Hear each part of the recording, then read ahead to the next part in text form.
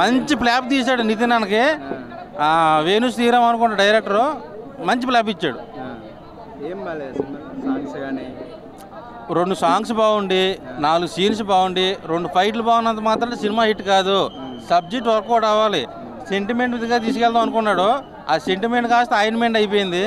So హిట్తో వస్తాం Nitin, hit మరో block buster ఇస్తాం నితిన్కి అని అన్నాడు కదా. అవును, మంచి ఫ్లాప్ ఇచ్చారు.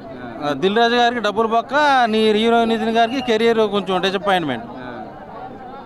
ఎందుకంటే నిజాలు చెప్పుకుందాం, ఎందుకు అబద్ధాలు చెప్పి జనాలు మోసం చేసి అవసరం లేదు కదా. ఉన్నది ఉన్నట్టుగా చెప్పేసుకుందాం, ఓపెన్ అప్ అంతే. సినిమా అయితే బాగాలేదు.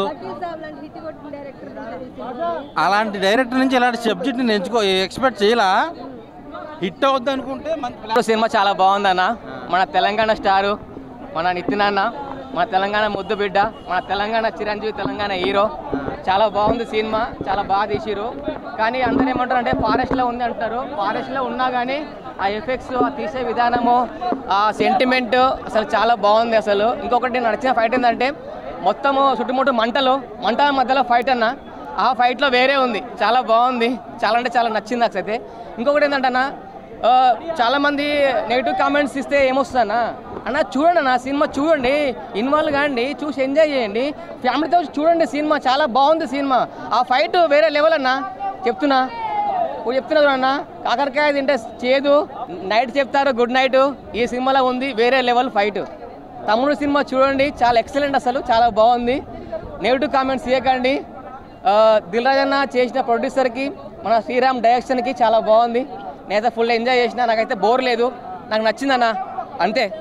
మూవీ అయితే నాకు టోటలీ బోరింగ్ అన్న. ఏం బాగాలేదు సినిమాలో. ఒక స్టోరీ లైన్ కావచ్చు, ఎమోషన్ కావచ్చు, అంటే ఏం పండించినా మనకు కనెక్ట్ అయ్యి కాదు, ఏదో టికెట్ కొనుక్కున్న కూర్చున్న సినిమా చూస్తున్నాం అన్నట్టుగా అనిపించింది. ఎందుకంటే నితిన్ యాక్టింగ్ కూడా పూర్లీ రెగ్యులర్ అనమాట, చాలా రెగ్యులర్ అనమాట. ఎమోషన్ సీన్స్లో, లవ్ సీన్ అనేది పక్కన పెట్టడానికి, ఎమోషన్ సీన్స్లో, ఆ యాక్షన్ సీన్స్లో ఒకటే యాక్టింగ్. నాకు ఆయన యాక్టింగ్ కూడా నాకు ఏం ఇంప్రూవ్మెంట్ కనిపించలేదు. బట్ సెకండ్ హాఫ్లో ఆ గ్రాండ్ ఇయర్నెస్, ఆ ఊరు అంబడు అనే ఒక ఊరిని ఎంటర్టైన్ చేసి ఆ సీన్ మాత్రం బాగుంది. ఆ సెకండ్ హాఫ్లో ఒక భారీ యాక్షన్ ఫైట్ ఉంటుంది.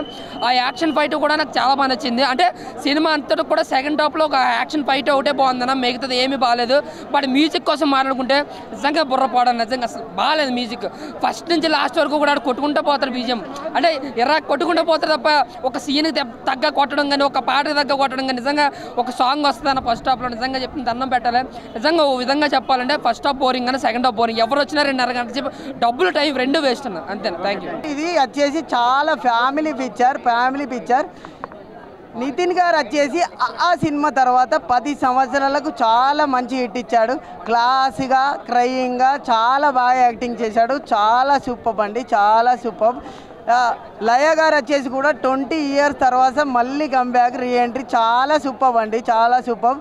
యాక్టింగ్ ఇరగా తీశారు. తన యాక్టింగ్ గురించి చెప్పనవసరం లేదు, చాలా బాగా తీశారు.